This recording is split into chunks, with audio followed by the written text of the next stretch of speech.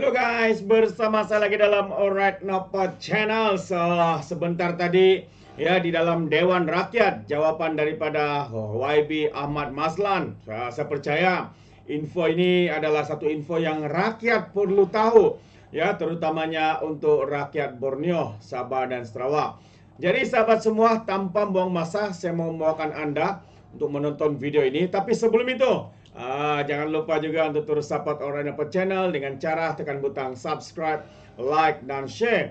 Yang sudah like dan juga subscribe, sudah follow Alright Napa Channel, saya ucapkan ribuan terima kasih. Yang belum, jangan lupa ya untuk subscribe supaya Anda boleh dapat notifikasi video-video yang terkini. Jadi tanpa buang masa sahabat semua, saya ingin membawakan Anda untuk menonton bersama dengan saya video ini. Ke soalan yang berikutnya, saya silakan Datuk Seri Panglima Haji Muhammad Syafiee bin Haji Abdal yang berhormat sempurna. Datuk Speaker, soalan nombor 3. Yang berhormat Menteri Kerja Raya. Datuk Speaker, untuk makluman ahli yang berhormat, pelaksanaan projek Fasa 1 Lebuh Raya Pen Borneo Sabah dengan anggaran jarak keseluruhan 706 km dibahagikan kepada 35 pakej kerja di mana sehingga kini 15 pakej 1A kerja telah dibuat pelantikan kontraktor bagi tujuan kerja-kerja pembinaan dengan status kemajuan terkini bagi pakej kerja yang telah dimulakan adalah 88% dan akan siap pada awal 2025. Manakala status pakej kerja 91A yang melibatkan laluan dari Serusuk ke Pitiru masih di peringkat perolehan.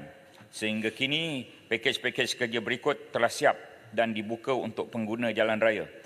Pakej kerja 5, Donggongan ke Papar telah siap pada 29 Ogos 2022. Pakej kerja 27, Kampung Lot M ke Batu 32 Sandakan telah siap pada 18 November 2022. Pakej kerja 15, Tawau ke Semporna telah siap pada 10 Ogos 2023 dan pakej kerja 21 Lahad Datu Bypass telah siap pada 30 Oktober 2023. Secara keseluruhan sebanyak 16 pakej kerja akan dilaksanakan buat masa kini dan kos keseluruhan sebanyak 10.849 bilion ringgit menggunakan peruntukan pembangunan sepenuhnya iaitu DE Development Expenditure. Untuk makluman ahli yang berhormat, bagi pakej 19 kerja Fasa 1B yang masih belum mula pembinaan dengan kos 15.7 bilion ringgit akan dibiayai secara hybrid menggunakan peruntukan pembangunan dan melalui terbitan sukuk oleh dana infra nasional berhad. Projek Sabah Pen Borneo Fasa 1B ini akan dilaksanakan dengan tempoh pembinaan selama 5 tahun dan dijangka akan dimulakan seawal suku kedua tahun 2024. LPB Sabah Fasa 1B ini telah pun selesai makmal pengurusan nilai peringkat kajian nilai, value assessment dan kejuruteraan nilai, value engineering yang dilaksanakan sepanjang tahun 2023 bagi memastikan segala skop dalam pakej ini diteliti sebelum ianya ditender. Pakej-pakej di bawah pelaksanaan Fasa 1B adalah seperti berikut. Janjaran Northwest sepanjang daerah Kota Bulut, Sempang, Menggayau Kudat, Janjaran Southeast merangkumi Tawau sehingga Lat Datu, jajaran North East melibatkan daerah Lat Datu Sandakan dan jajaran Central melibatkan Telupit Keranau. Kita maklumkan Fasa 1B kini dalam proses perolehan dengan menggunakan kaedah tender prakelayakan terpilih di kalangan syarikat-syarikat yang berdaftar di Malaysia. Terima kasih. Soalan tambahan yang berhormat. Terima kasih Datuk Speaker, terima kasih yang berhormat Menteri yang telah menjawab persoalan tentang bukan hanya prestasi pembinaan Pen Borneo.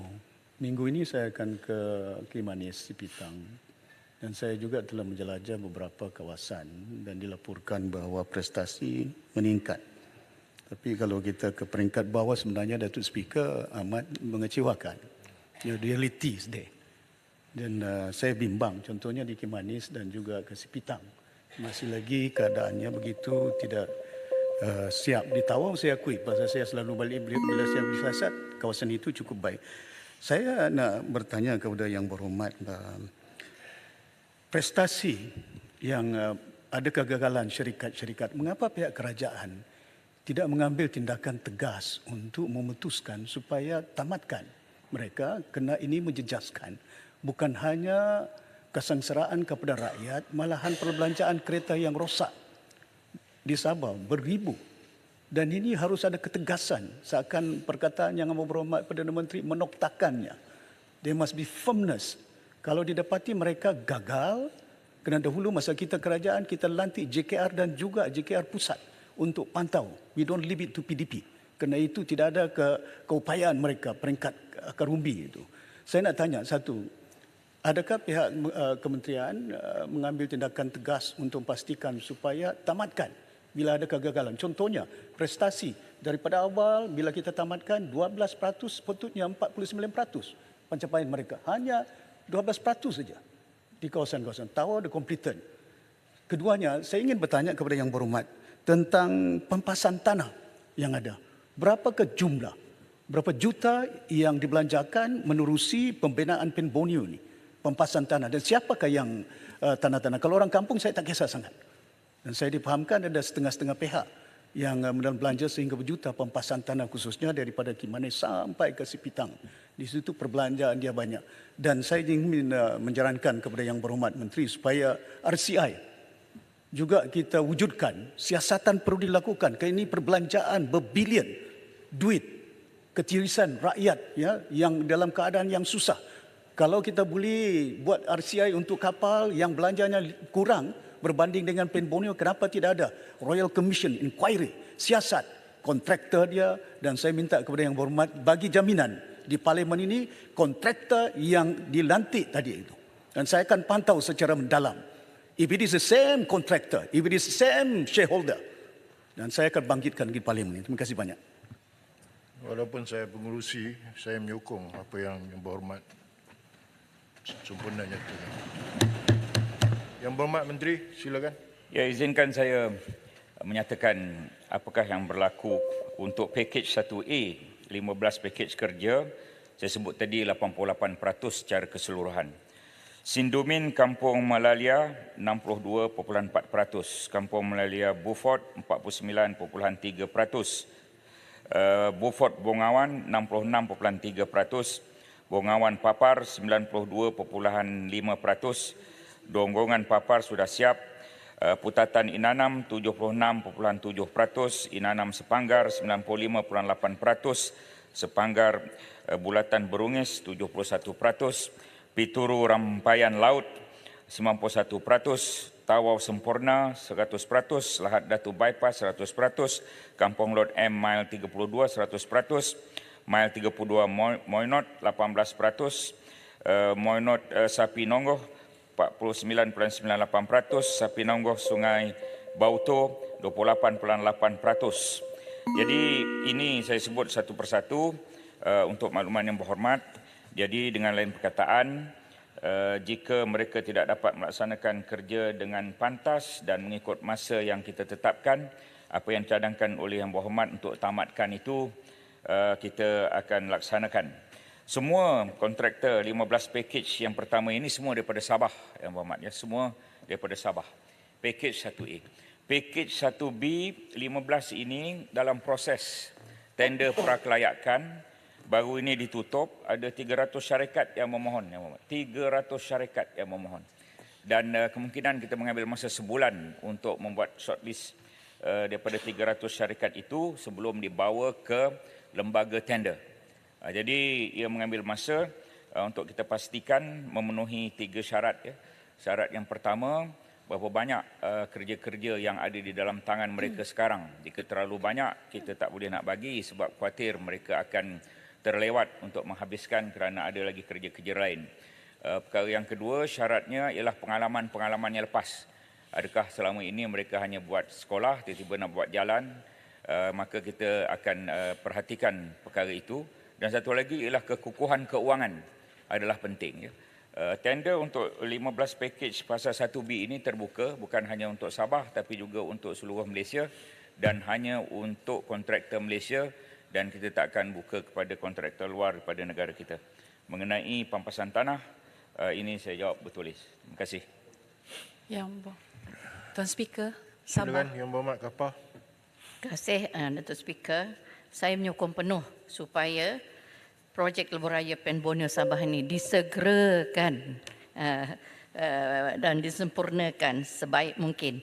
Soalan penambah saya, apakah penambahbaikan Kementerian berhubung mekanisme penilaian semula pemantauan kualiti jalan dan penyelenggaraan secara berkesan, terutama membabitkan jalan-jalan yang sering rosak walaupun baru diturap semula, serta tindakan yang diambil terhadap pihak kontraktor yang gagal membaik pulih atau memenuhi jadual penyelenggaraan jalan raya.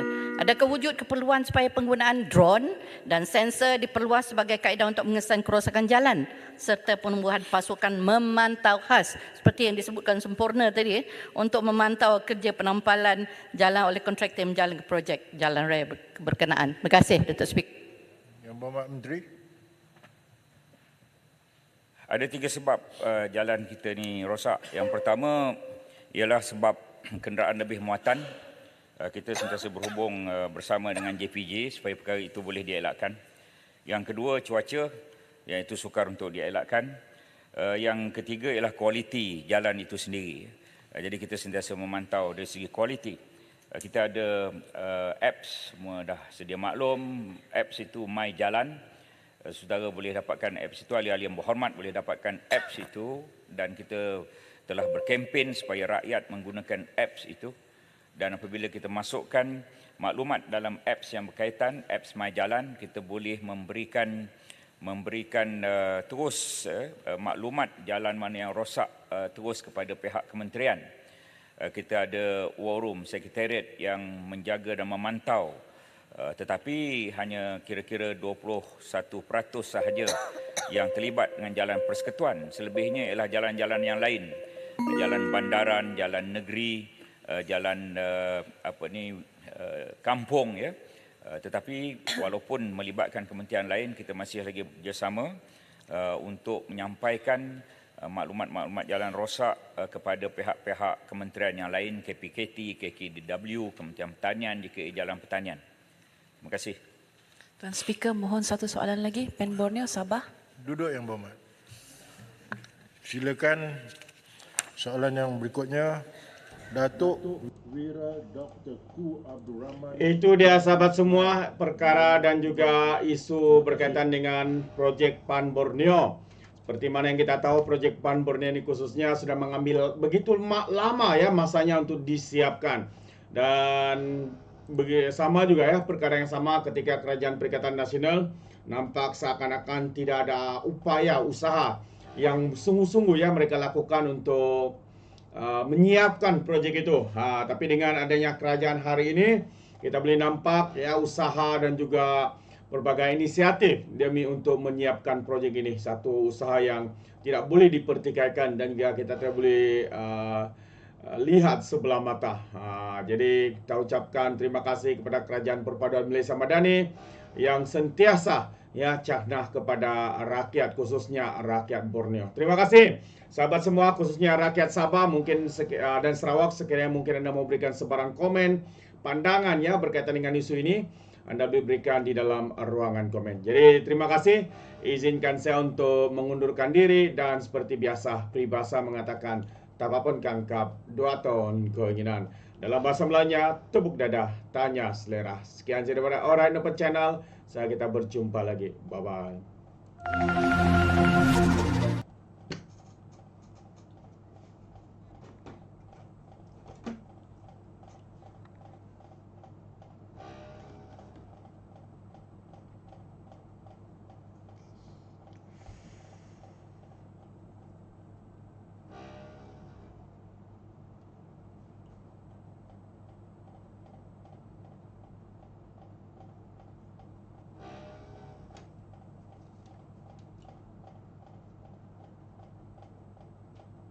skill level are you in? Your house. Hidung super telah. Macam narod sendiri.